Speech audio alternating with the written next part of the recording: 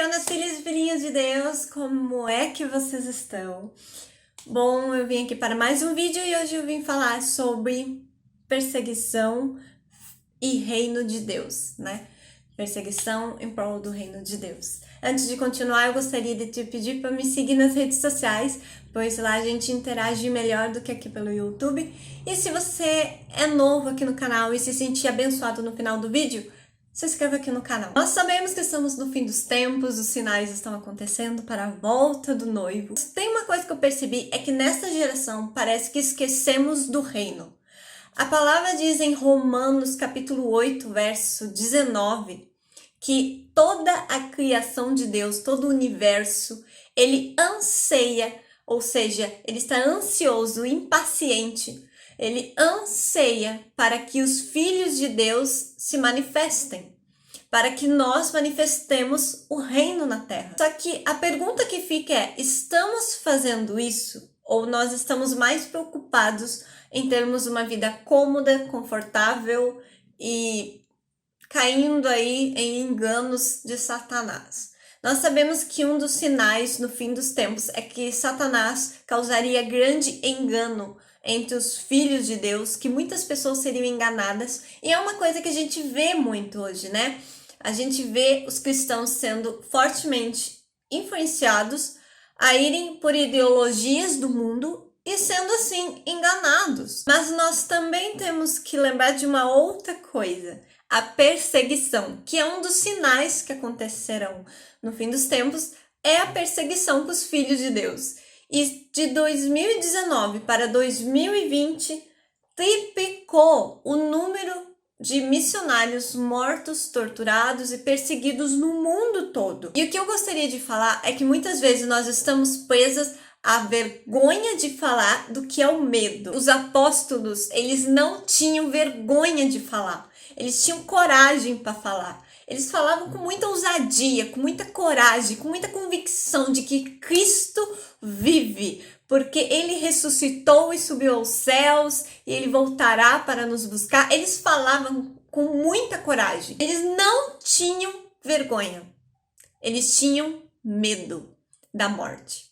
Eles tinham era medo da morte, o que é natural, porque o ser humano ele não foi feito para a morte, nós fomos feitos para a eternidade, né? O pecado rompeu isso e trouxe a morte para nós, mas no princípio de tudo, Deus criou para sermos eternos, então é normal sentirmos medo. Então, os apóstolos, eles sentiam era medo da morte por Cristo, mas eles não sentiam vergonha de proclamar o ID. E eu queria usar hoje como exemplo o apóstolo Paulo. O apóstolo Paulo, ele foi morto em Roma, e uma das partes que mais fala comigo é quando o profeta chega para ele e diz que ele vai ser amarrado nas mãos e nos pés e ser levado, né? Em Nova Jerusalém, ele seria amarrado e levado para julgamento e então morreria. E o apóstolo Paulo, ele responde ao profeta, né? Porque tentam insistir, não, mas não vai, fica. E o apóstolo Paulo responde, por que vocês falam isso, me deixando mais triste? Eu não só estou pronto para ser amarrado, como morto pelo Senhor Jesus. Eu creio que nós devemos muito aprender com o apóstolo Paulo sobre morrermos para Cristo, morrermos em prol do reino, sabe? Nós nascemos para conhecer Jesus. Jesus só vai voltar quando toda criatura, todo ser humano ouvir falar de Deus. Jesus mesmo disse, eu voltarei quando todas as pessoas ouvirem falar do meu nome. Será que nós estamos proclamando o ID ou a gente está vivendo a nossa vida numa bolha, como se isso não acontecesse, ou como se não fosse acontecer? Sabe, a gente tá querendo um evangelho, um cristianismo leviano, sem sofrimento, sem perseguição, sem muito sacrifício, sem muita renúncia. Isso não é o cristianismo. Quando nós olhamos para o cristianismo, nós vemos profetas, apóstolos, discípulos, mestres, inclusive Cristo, sofrendo pelo evangelho. O cristianismo é sacrifício, o cristianismo é padecermos mesmo e morrermos por Cristo. Isso é o cristianismo. Agora, um cristianismo leviano não representa, não é o Cristo. Não é um cristianismo cristocêntrico. Existe uma frase de Jung que diz assim: não devemos orar para parar a perseguição. Não deveríamos estar orando para a perseguição ser mais leve, mas nós devemos orar para que as nossas costas sejam mais fortes para suportar as cargas pesadas. Cara, isso é tudo sobre Ele, é tudo sobre Cristo, nada sobre nós. Para de querer viver um cristianismo comodismo, um cristianismo confortável, leviano. Cara, tu nasceu para proclamar o ID, você nasceu para morrer pelo seu amado. É para isso que você nasceu, para viver para Cristo. Cara, Cristo vive e Ele tá para voltar. A questão é, o que você vai fazer com a sua vida até lá? De que maneira você vai levar essa vida que você está tendo aqui agora, nesse momento, nessa hora?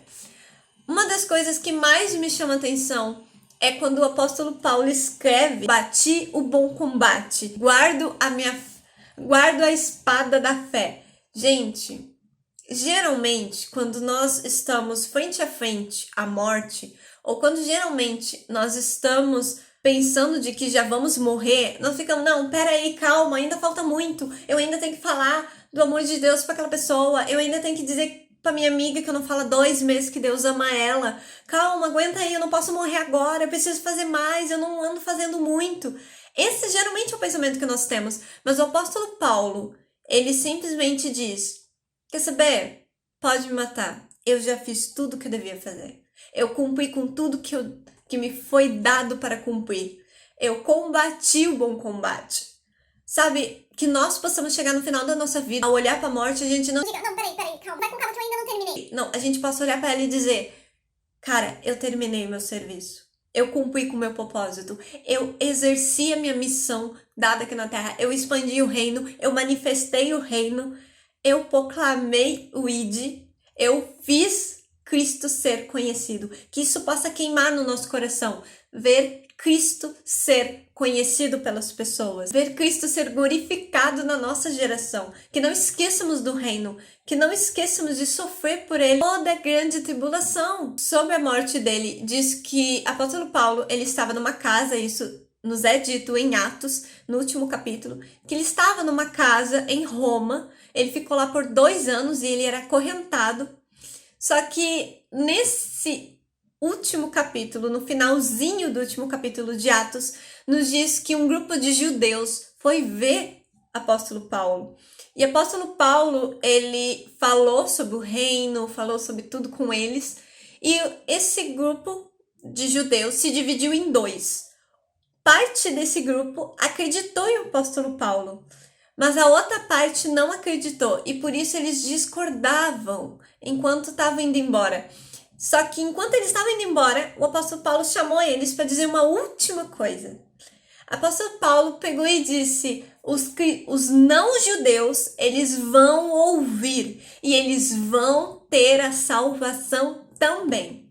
Cara, isso foi um ato de coragem muito grande, porque judeus não acreditam em Jesus. Judeus não acreditam na ressurreição. Judeus não acreditam que os não-judeus serão salvos, ainda mais por Cristo. Então, quando ele falou aquilo, você vai ver no decorrer dos versículos, no final dos versículos, que os judeus, eles saíram discutindo mais agressivamente, porque até os que acreditavam no apóstolo começaram a duvidar, porque eles não concordaram com o evangelho, eles não concordavam com o cristianismo pregado pelo apóstolo Paulo. E no último versículo vai dizer: e o apóstolo Paulo pregava com toda a coragem. Gente, que a gente possa ter coragem para fazer o ID, que a gente possa ter coragem para proclamar, que se você não tem, peça a Deus coragem para morrer por Ele todo dia, para sofrer perseguições com fé, com coragem, com esperança da volta do seu amado. Não adianta cantar isso na igreja se você não vive, se você não está disposta a morrer para Jesus, morrer por Jesus. Você está disposta a quê, afinal? Até onde vai essa sua vida com Deus?